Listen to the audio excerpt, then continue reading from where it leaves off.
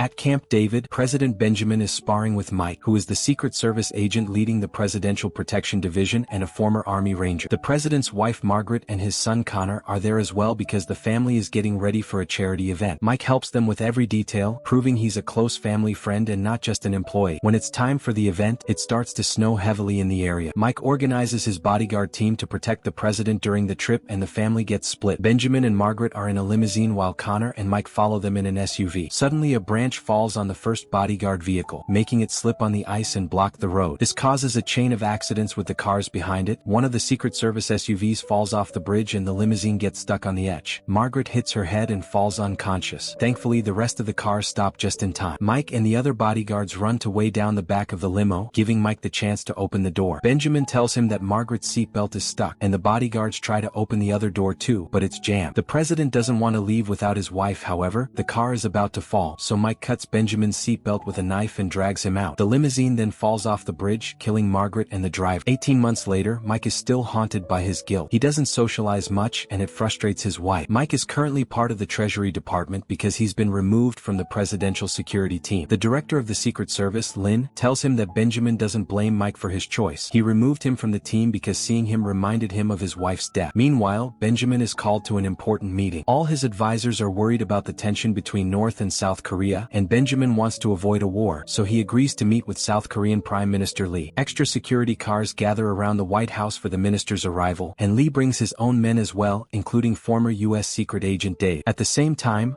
a large gunship is found near North Virginia and 2 fighter jets surround it to ask it to land. The gunship responds by shooting at both jets, causing them to crash on civilian houses. Then the gunship starts making its way to Washington, D.C., and soon the alarm is raised in the White House. Benjamin and Lee are taken to the bunker while visitors and staff are escorted out of the building. All guards get armed and run to their positions as turrets appear on the roof. Soon the gunship reaches the city and opens fire, killing thousands of civilians. Cops and soldiers try to fire back from the ground, but they get shot down as well. At the office, Mike watches everything through the window until his building gets evacuated. When the turrets open fire, the gunship uses a special defense mechanism that blocks every attack. On the streets, cars are exploding and people are panicking. Instead of running, Mike stays back to help civilians escape. Then the gunship flies above the White House and shoots every visible guard to death in just a few seconds. At that moment, an American jet arrives and shoots a missile strong enough to go through the gunship's defenses. The gunship is hit and catches on fire, slowly going down and hitting the Washington Monument before crashing on the ground. The monument breaks and falls down in big pieces, also killing civilians nearby. For a moment, it appears to be over, and Mike approaches the White House to check the damage. Suddenly, a bus blows up and causes the cars nearby to explode too. All the curious bystanders run away in panic, but Mike notices 2 suspicious Korean men approaching the gate. He manages to shoot one down, but the other one activates a bunch of explosives. The resulting explosion creates a gap in the gate. Then a group of North Korean terrorists that came undercover with Lee's arrival reveals themselves and start shooting gas grenades at the White House's front yard. Using rocket launchers, they cause several more explosions and bring down the front security so they can storm in. A fight ensues between the Secret Service and the terrorists, with both sides losing more and more people by the second. Even the dogs are released and get shot down as well. Mike joins the fight and kills as many Koreans as he can as they continue to advance. Suddenly, a sniper appears to kill cops from afar with perfect precision. However, Mike sees her and shoots her in the head. The Pentagon sends military reinforcements, and when they hear about it in the bunker, Dave reveals he's a traitor. He starts killing his former co-workers, and Lee's men join him since they're terrorists too. A fight ensues, but it's clear the Koreans have the upper hand and quickly kill most of the president's staff. Benjamin is punched and choked by Kong, the leader of the terrorist group. Outside, 2 trucks carrying more terrorists arrive, followed by the cops. In the middle of the chaos, Mike sneaks around and makes it to the entrance, only to watch an old friend die. Suddenly, all the Koreans lie down, and Mike sees it as a sign to hide. Unfortunately, the other agents aren't as fast, so when the trucks open their doors and the gunners open fire, most of the agents and the cops are shot down pretty fast. The few survivors go back inside and close the doors, but the Koreans blow it up with another missile. Mike runs inside as well and has to watch how 2 fellow agents are killed right in front of him. With no time for grief, Mike rushes to hide before the Koreans come inside to take over the building. They even bring another truck with plenty of weapons for the job. In the bunker, a Korean hacker takes over the computers and initiates the external lockdown. Gunfights happen in multiple corridors as the terrorists check every room and every corner to kill all the guards until there are none left. At the Pentagon, they lose contact with Secret Service and realize that the White House has been taken. Moments later, the military is surrounding the building, but they can't find a way in because of the lockdown. lockdown. Reporters appear in the area too, spreading the news and worrying the whole country. Suddenly, the Pentagon gets a video call from the White House bunker, and they watch in shock how Lee is killed on the screen. Then the terrorists threaten to kill Benjamin too as Kong demands the soldiers to stand down. So at the Pentagon,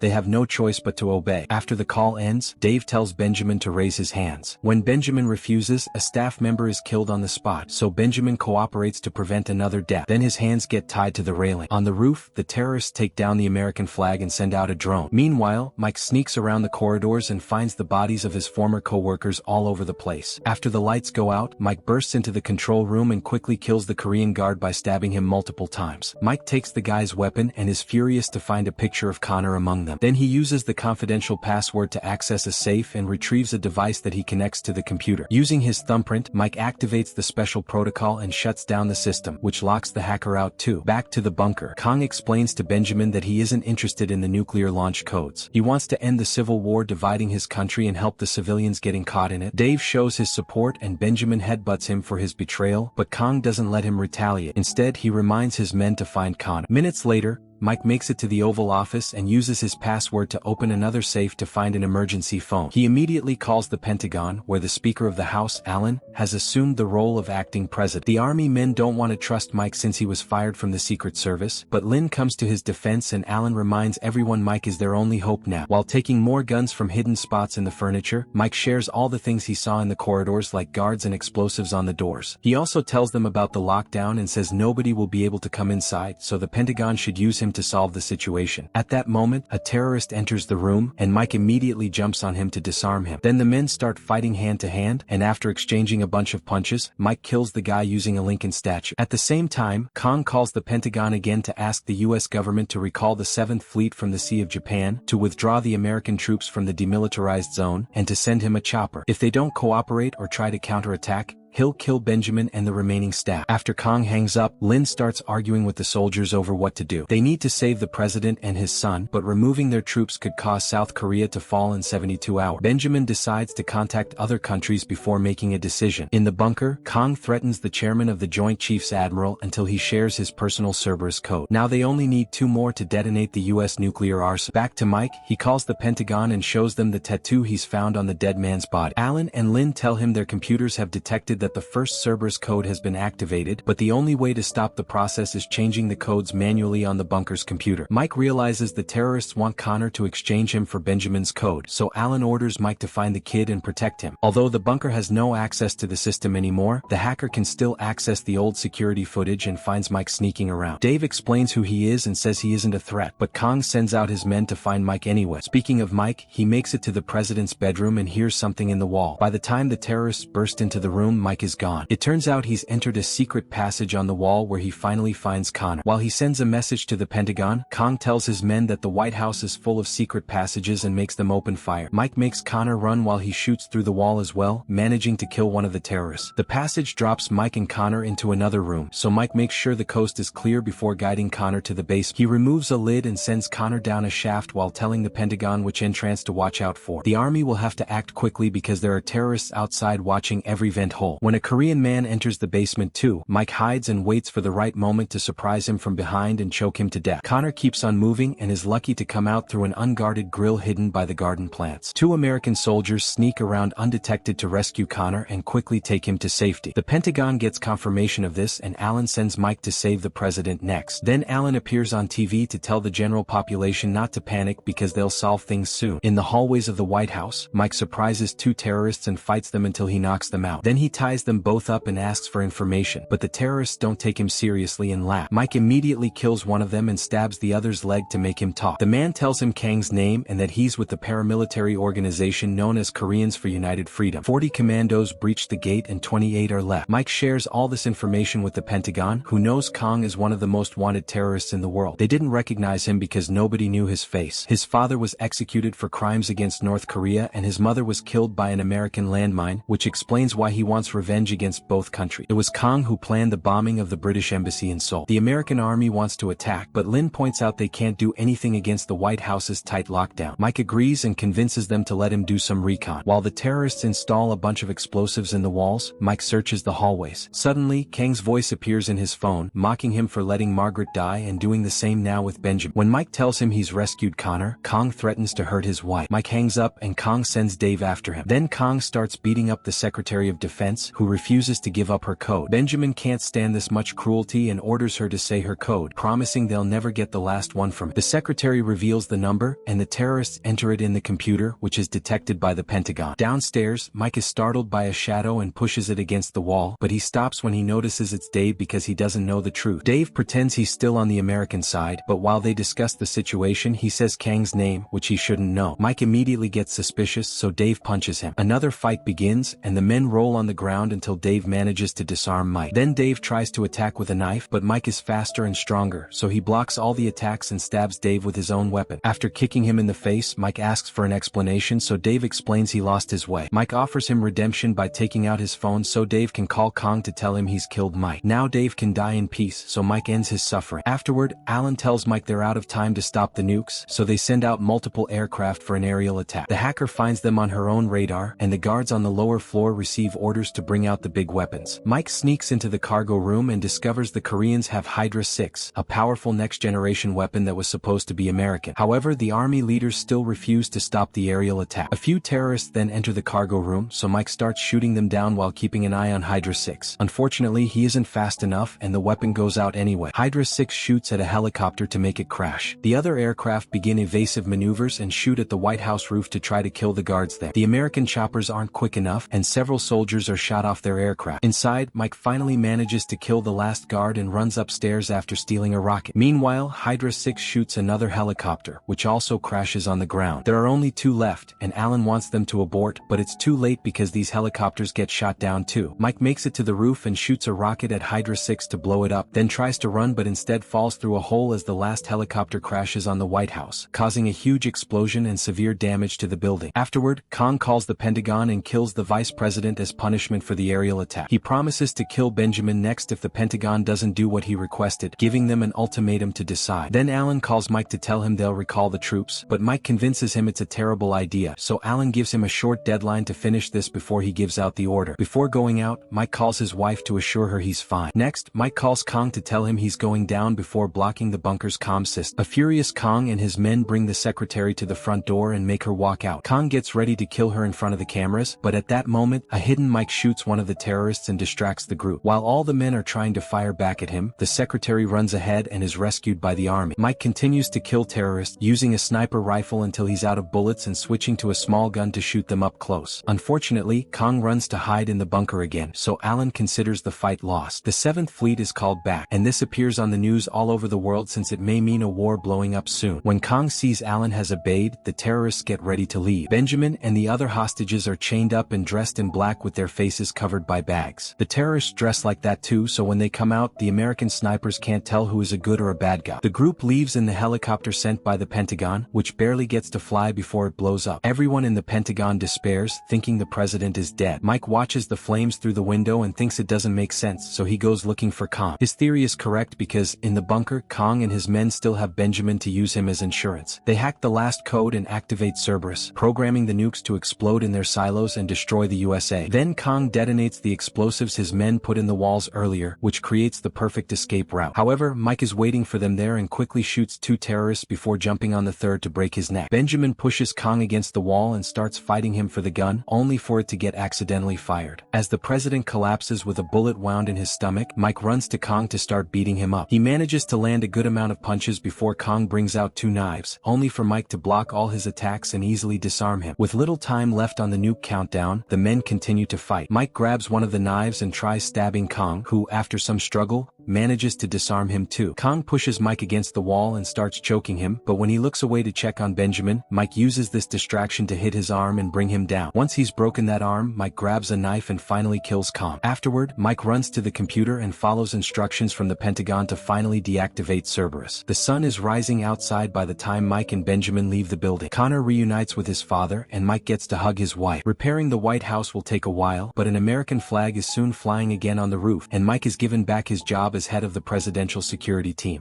Subscribe to Universal Recaps and turn on notifications for regular updates. Give a thumbs up if you like our content.